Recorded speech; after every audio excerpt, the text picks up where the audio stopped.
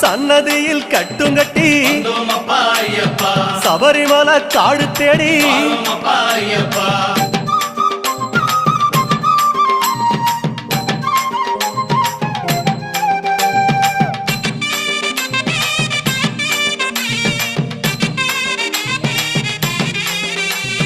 பெருவழிதான் திறந்திருக்க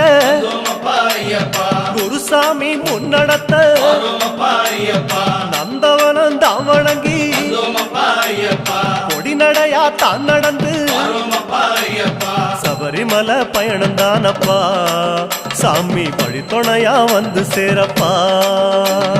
சபரிமலை பயணம் தானப்பா சாமி வழித்துணையா வந்து சேரப்பா பேரூரு தோடு மேல பொறி போட்டு பூச பண்ணி கோட்டப்படி அத நெருங்கி